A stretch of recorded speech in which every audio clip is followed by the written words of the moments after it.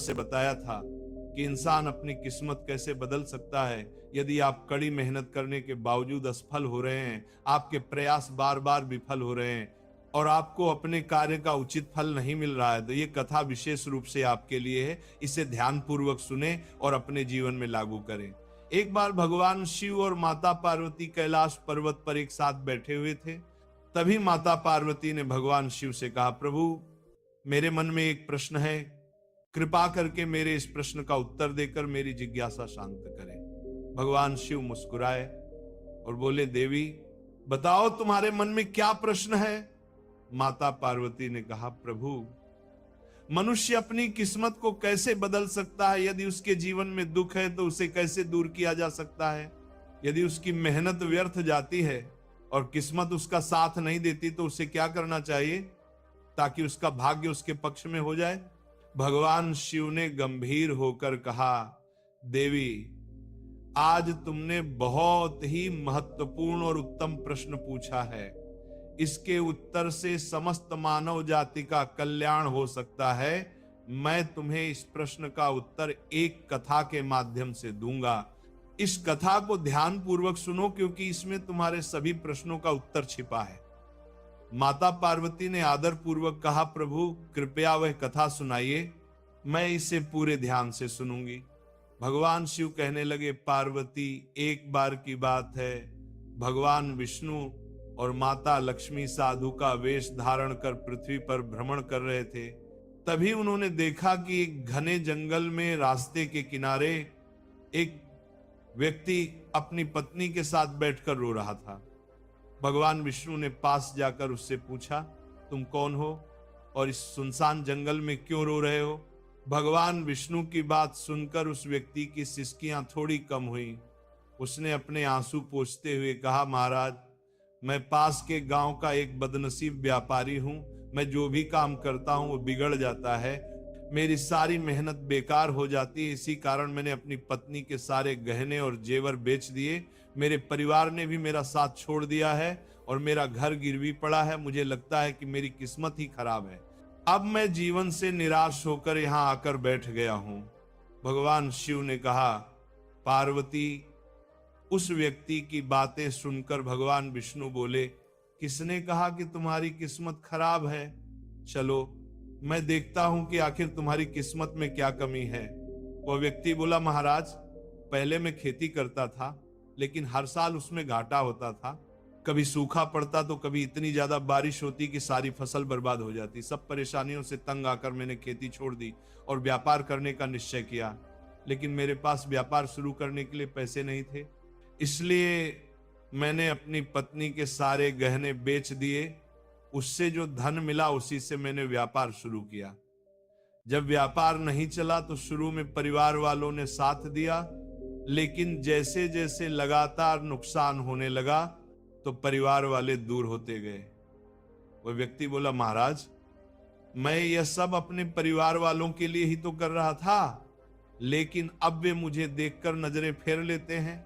मेरे पास एक मित्र है जिसने मेरे साथ ही अपना व्यापार शुरू किया था, लेकिन उसका व्यापार बहुत अच्छा चल रहा है। वो जब भी मेरे घर आता है अपनी सफलता की कहानियां सुनाता है। उसकी बातें सुनकर मेरे परिवार वाले मुझसे कहते हैं, अपने मित्र को देखो और उससे कुछ सीख लो। हमें तो लगता है कि तेरे बस में कुछ भी नहीं है, तू कुछ नहीं कर सकता। महाराज, इन बातों को सुन सुनकर अब मुझे भी ऐसा लगने लगा है कि शायद मेरे जीवन में कुछ अच्छा नहीं हो सकता। मैं हर समय यही सोचता हूं कि मैं असफल हूं। कभी कभी तो मेरे मन में यह विचार आता है कि अपना जीवन समाप्त कर लूं। आज मैं यहाँ इसी इरादे से आया था, लेकिन मैं ऐसा करने की हिम्मत नहीं जुटा पाया, इसलिए यहाँ अपनी पत्नी के साथ अकेले बैठकर रो रहा हूं। भगवान शिव बोले, पार्वती, उस व्यक्ति की सारी बातें सुनने के बाद भगवान विष्णु ने उससे कहा, क्या तुम और कुछ कहना चाहते हो? वह व्यक्ति बोला, महाराज, एक तो मेरा हर काम बिगड़ जाता है और दूसरा, मेरा मित्र हमेशा मुझे नीचा दिखाने की कोशिश करता है। उसकी बातें मुझे बहुत परेशान करती हैं। मैं समझ नहीं पाता कि इस स्थिति में क्या करूं और क्या ना करूं। भगवान विष्णु मुस्कुराते हुए बोले, क्या तुम अपने मित्र की बातों को सुनकर वास्तव में दुखी हो जाते हो? उस व्यक्ति ने कहा, हाँ महाराज, मैं अपने मित्र की बातों को सुनकर बहुत दुखी हो जाता हूं। तभी भगवान विष्णु बोले, तुम्हें किस बात का अधिक दुख होता है, अपने असफल होने का या फिर अपने मित्र के सफल होने का? यह सुनकर वो व्यक्ति कुछ पल के लिए चुप हो गया। फिर उसने कहा, महाराज, अगर सच कहूं तो मुझे अपने असफल होने का उतना दुख नहीं होता जितना कि मेरे मित्र के सफल होने से होता है। भगवान विष्णु ने पूछा, अगर तुम्हारा मित्र असफल हो जाए तो क्या तुम्हें खुशी होगी? वो व्यक्ति बोला, महाराज, हाँ, मुझे खुशी होगी। भगवान विष्णु मुस्कुराए और बोले, इसका मतलब यह है कि तुम्हारी खुशी तुम्हारे मित्र पर निर्भर है। अगर वह चाहे तो तुम्हें खुश कर सकता है, और यदि वह चाहे तो तुम्हें दुखी कर सकता है। तुम ना तो खुद को खुश कर सकते हो और ना ही दुखी। इसका अर्थ यह है कि तुम अपने मित्र का पूरी तरह गुलाम बन चुके हो। इसीलिए मुझे लगता है कि तुम्हारा कुछ भी नहीं हो सकता।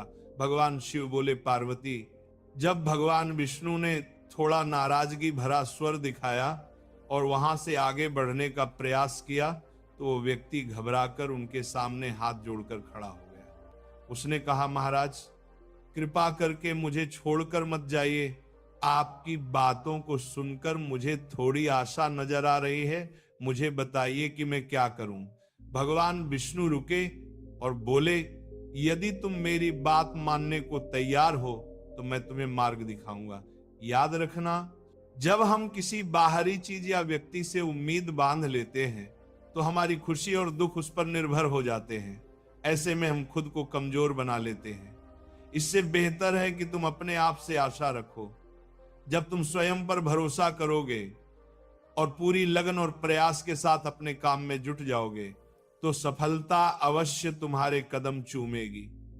याद रखो, अपनी मेहनत और विश्वास के बल पर ही भाग्य को बदला जा सकता है। भगवान शिव बोले, पार्वती, भगवान विष्णु ने अपनी बात को आगे बढ़ाते हुए उस व्यक्ति से कहा, तुम्हें लगता है कि तुम्हारा मित्र तुम्हें दुखी करने आता है, लेकिन अगर तुम उसकी बातों पर विचार करो तो देखोगे कि वह गलत नहीं कहता। हो सकता है तुम्हें उसकी बातें बुरी लगती हो, लेकिन सच्चाई यह है कि वह अपने संघर्ष और अनुभव की बातें तुम्हारे साथ साझा करता है। तुम्हें उसकी बातों से जलन होती है, इसलिए तुमने कभी उन बातों से कुछ सीखने की कोशिश ही नहीं की। लेकिन तुम्हें उससे जलन नहीं बल्कि आभार व्यक्त करना चाहिए। वह तुम्हें अपनी सफलता की कहानियां सुनाकर अनुभव सिखाने की कोशिश कर रहा है।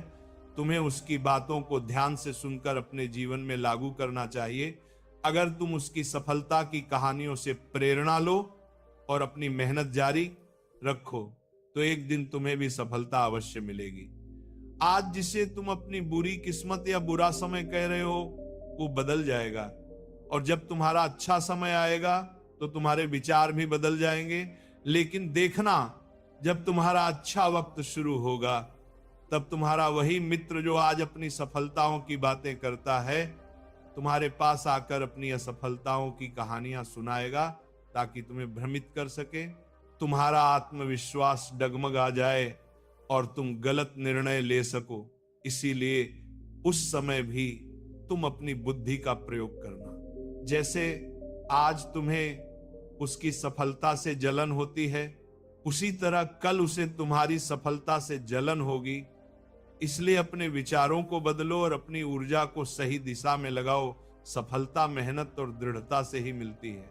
भगवान शिव ने माता पार्वती से कहा, पार्वती, भगवान विष्णु ने उस व्यक्ति को यह समझाया कि अपनी तुलना दूसरों से करना छोड़ो और अपने जीवन की दिशा को अपने प्रयासों से संवारो। यही आत्मनिर्भरता और सफलता का मार्ग है।